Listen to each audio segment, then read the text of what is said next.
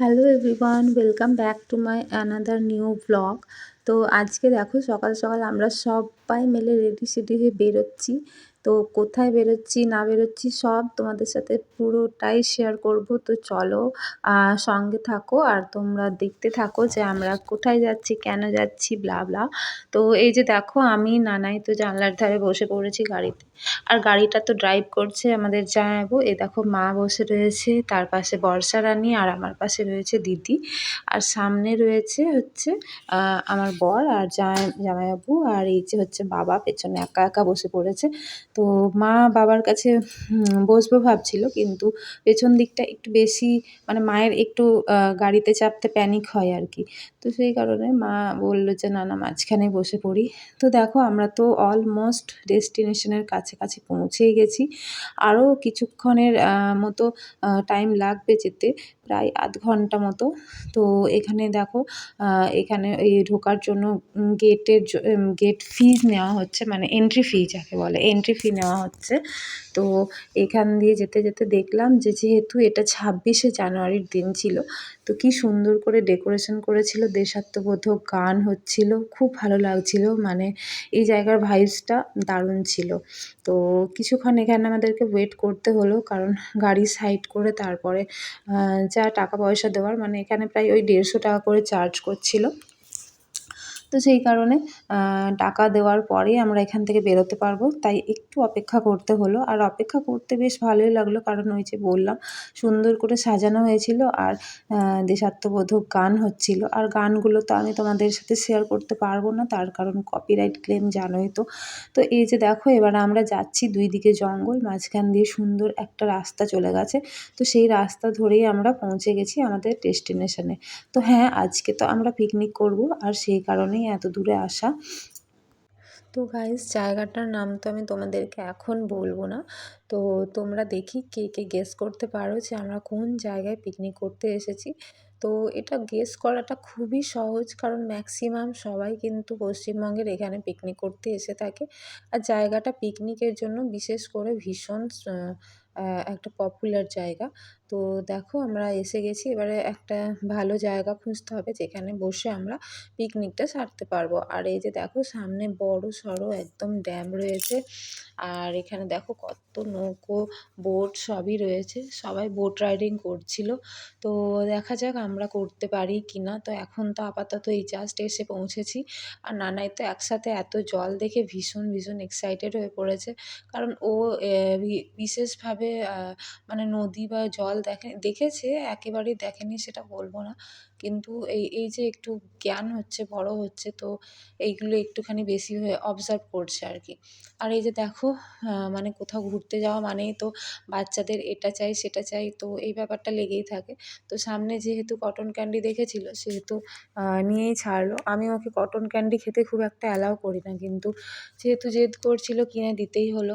তো এখানে দেখো আমরা গরম গরম একদম চিকেন পাকোড়া ছেঁকে নিয়েছি এসেই, আর মুড়ি চপ তো কেনা ছিলই সঙ্গে, তার সাথে তো শসা পেঁয়াজ এসব কাটা হয়ে গেছে। তো সবাই মিলে একসাথে এখন খুব আনন্দ করে আমরা এই ব্রেকফাস্টটা সারবো আর কি। তো যেহেতু অনেক সকাল সকাল বেরোনো হয়েছে, বাড়িতে সেরকম কেউ কিছু খেয়ে আসেনি আর কি, মানে সবারই খিদে পেয়ে গেছিলো। তো সেই কারণে এসেই তাড়াহুড়ো করে চিকেন পাকোড়াটা আমি একদম, মানে চিকেনের যে ব্যাটারটা, চিকেনটাকে ম্যারিনেট করে পুরো বাড়ি থেকে রেডি করেই নিয়ে এসেছিলাম, এসে শুধু তেল গরম করে ছাঁকা হয়েছে। তো ব্রেকফাস্ট করতে করতে ওই সাইডটায় এত বেশি রোদ মানে হয়ে গেছিলো যে বসে থাকা বা ওইখানে বসে রান্না করাটা ইম্পসিবল। তো সেই কারণে বললাম যে একটা অন্য জায়গা দেখো, কারণ এখানে কিন্তু বেশিক্ষণ আর বসে থাকা যাবে না, রোদটা কিন্তু প্রচণ্ড। তো এখন অনেক কাজ বাকি ছিল, অনেকক্ষণ আমরা থাকবো এখানে, এখন তো এই জাস্ট একটু আগে এসেছি। তো যাই হোক, এদিকে একটা ছাওয়া, মানে গাছের ছাওয়ার একটা বেশ ভালো সুন্দর প্লেস খুঁজে পেলাম। তো সেই জন্য আবার খাওয়ার সব জিনিস ওদিক থেকে এদিক আনা হলো। তো এই যে দেখো গাড়িটা একদিকে রাখা হয়ে গেছে আর এদিকে ভালোভাবে এবার আমরা সমস্ত কিছুকে সেট আপ করে নিয়েছি, যাতে ঠিকঠাকভাবে সুবিধা মতো নিজেরা বসে টসে আনন্দ করতে পারি, রান্নাবান্নাও করতে পারি। তো দেখো আজকে তো রান্নার দায়িত্ব নিয়েছে ছেলেরা, বলেছে মেয়েদেরকে কিচ্ছু করতে হবে না, আজকে আমরাই পুরোটা দেখে নেব। তাও দিদি একটুখানি হাতে হাত লাগিয়ে রেডি করে দিচ্ছিল, আর আমি তো এদিকে ভিডিও করছিলাম। সঙ্গে তো নানাইও যেহেতু ছেলে, তাই হাতে হাত লাগিয়েই দিয়েছে ভালোভাবে। তো আজকে তো বেসিক্যালি আমাদের ছুটি। তো এই যে হচ্ছে দেখো খিচুড়ি হবে। তো খিচুড়ির যে মশলাটা সেটা কষানো হচ্ছে। তো খিচুড়ি হবে আর তার সাথে হবে হচ্ছে চিকেন কষা। আর তার সাথে চাটনি, পাঁপড়, মিষ্টি যা থাকে আর কি সেসব থাকবে। তো চলো এখন এই জাস্ট রান্নাটা শুরু হচ্ছে। এখন তো রান্না করতে অনেকটা সময়। আর যেহেতু গ্যাসে হচ্ছে সেহেতু ঠিকঠাকই হয়ে যাবে। খুব বেশি লেট হবে বলে মনে হয় না। তো এদিকে আমার ফোনটা দিয়ে তো বাবা ভিডিও করছিল, আর ওইদিকে দিদির ফোন দিয়ে আমি ভিডিও শ্যুট করে দিচ্ছিলাম। আর বর্ষা রানী তো আমাদের গাড়ির ভেতরেই ঢুকে রয়েছে, সঙ্গে মাও গাড়ির ভেতরেই রয়েছে। কারণ বাইরে ওদের একটু গরম লাগছিল, কারণ রোদটা ছিল। আর নানাই তো গাড়ির ভেতরে থাকবে না, মানে গাড়ির যে ভেতরের স্মেলটা সেটাতে নানাই কেন আমারও ভীষণ অস্বস্তি বোধ হয়। তার থেকে আমার এখানেই মানে খোলামেলাতেই আমার খুব ভালো লাগে আর কি। তো সেই জন্য আমরা সবাই বাইরে বসে গল্প করছিলাম, প্লাস সঙ্গে একটু আধটু কাজ হচ্ছিল। আর এদিকে দেখো নানাইয়ের জন্য একটা সানগ্লাস কিনলাম, কারণ ওর যে আগের সানগ্লাসটা ছিল সেটা তো হারিয়ে গেছে।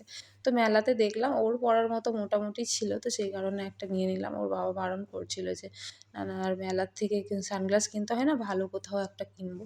তো আমি বললাম দেখো এখন ছোটো বাচ্চা তো কোন সময় ছুঁড়ে ফেলে দেবে বা ভেঙে ফেলবে, তার থেকে এখন নিয়েই নিই, চোখে রোদটাতেও বা ধুলোটা তো আটকাবে।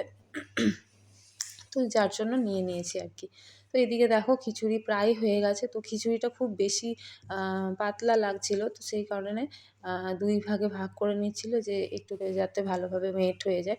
তো যাই হোক মানে সেরকম কিছু হয়নি, যেরকম আমরা ভাবছিলাম সেরকম কিছু হয়নি। খিচুড়িটা কিন্তু খুব ভালো একদম পারফেক্ট হয়েছিল। আর এই যে নানাই তো একটা গাড়ি কিনেই ছাড়লো, কারণ গাড়ি ছাড়া ওর চলবে না। তো একটা গাড়ি সামনাসামনি বসেছিল দেখে নিয়ে এলাম। মানে সামনাসামনি অনেক কিছুই বসেছিল। তার মধ্যে নানাইয়ের জন্যই নেওয়া হয়েছে। আমরা আর কি নেব বড়রা। তো এখানে দেখো পেঁয়াজ কাটা হয়েছে। আর এই পেঁয়াজের গল্প তোমাদেরকে কি বলবো, মানে যখন পেঁয়াজগুলো কাটা হচ্ছিল তখন আশেপাশে ২-৪টে গরু ঘুরে বেড়াচ্ছিল। আর যেই কিনা পেঁয়াজ কেটে পাতার মধ্যে রাখা আছে, গরু একবারে মুখ দিয়ে খেয়ে একাকার করে দিয়েছে। শেষেমেশে আবার একটা দোকান থেকে পেঁয়াজ মানে ব্ল্যাকে পেঁয়াজ আনা যাকে বলে, সেরকমভাবে বেশি টাকা দিয়ে পেঁয়াজ এনে আবার পেঁয়াজ কাটা হলো, আবার সেই পেঁয়াজ দিয়ে রান্না করা হলো। তো গরুর দেওয়া পেঁয়াজটা ফেলে দেওয়া হলো। আর এদিকে দেখো চিপস ভাজা শুরু হয়ে গেছে। মানে এই চিপসগুলোও আছে, সঙ্গে পাঁপড়ও আছে। তো এগুলো খুব ভালোবাসে আর কি, মানে বর্ষা রানীও ভালোবাসে আর আমার বর। প্লাস আমাদের নানাই সোনাই দেখো ও তো অলরেডি খেতে শুরু করে দিয়েছে। কারণ ও এসের থেকে না মুড়ি খেয়েছে, না কোনো পাকোড়া, মিষ্টি কিচ্ছু না। মানে ওকে খাওয়ানোটা খুব চাপের। কোথাও গেলে তো একদমই খেতে চায় না। আর সে যেহেতু গাড়িতে জার্নি করে এসেছে সেহেতু একদমই খাবার ছোঁয়নি।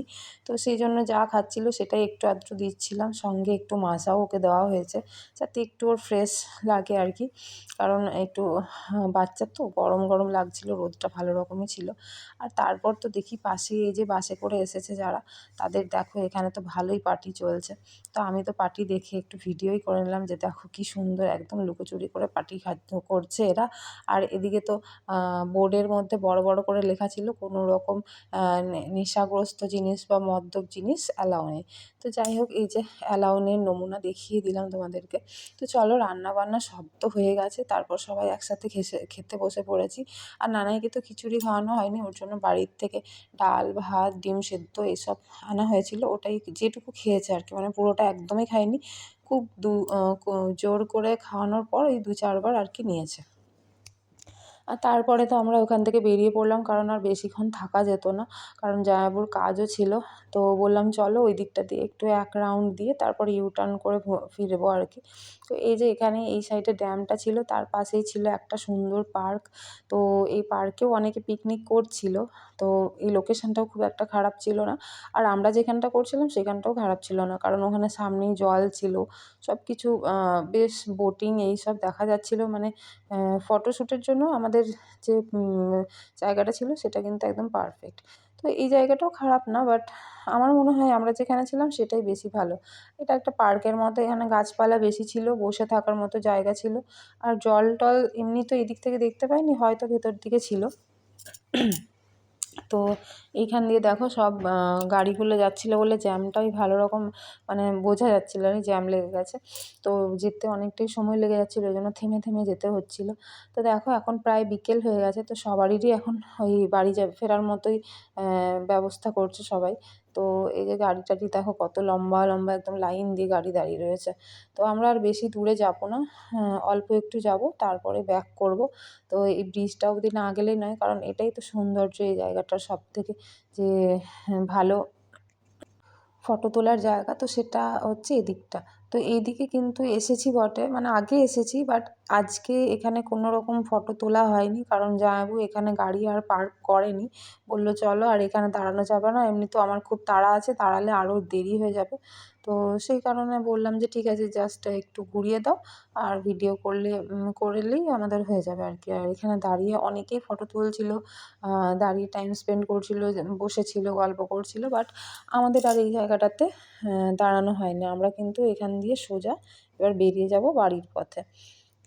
কারণ দিদি জামাইবাবুরাও আজকে বাড়িতে থাকবে না বলছে, ওরাও বাড়ি ফিরে যাবে। আর এই যেহেতু এখন কোনো ছুটি-ছাটা নেই, সেহেতু এখন আমাদের বাড়িতে থাকবো না বলছে। যদি থাকতো তাও আমরা একটু যদি লেট করে যেতাম, কোনো অসুবিধা ছিল না। কিন্তু ওদের বাড়ি ফিরতেই হবে বিকেল বিকেল, তো সেই কারণে এতটা তাড়া। আর এদিকে দেখো নানাই বেটু তো আমার কোলের মধ্যে ঘুমিয়ে গেছে, সারাদিনটা ওর অনেকটা ধকল হয়েছে। আর বারবার বলছিল মা জানলাটা খোলো, জানলাটা খোলো, তো আমি ওই জন্য জানলা খুলেই রেখেছি। সবাই বলছিল যে জানলাটা বন্ধ করে দিতে, কিন্তু বন্ধ করলে ছেলেটার অস্বস্তি বোধ হচ্ছিল। তো আমি ভাবলাম ঠিক আছে, কোনো ব্যাপার না, একটু খুলে রাখি, তাতে যদি ও একটু ফুরফুরে মানে একটু ভালো ফিল করে, তো দ্যাটস ওকে। তো তারপরে তো আমরা চলে এলাম হচ্ছে ঘাঘরবুড়ি মন্দির। আর ঘাঘরবুড়ি মন্দিরে এসে একটু প্রণাম করে নিলাম, আর খুব ফাঁকা ছিল। সামনে থেকে আজকে সৌভাগ্যবশত মায়ের দর্শন হয়েছে, আর একটু ফুল আর প্রসাদও পেয়ে গেলাম এসেই। তো সেটা তো আরও ডাবল সৌভাগ্য যাকে বলে।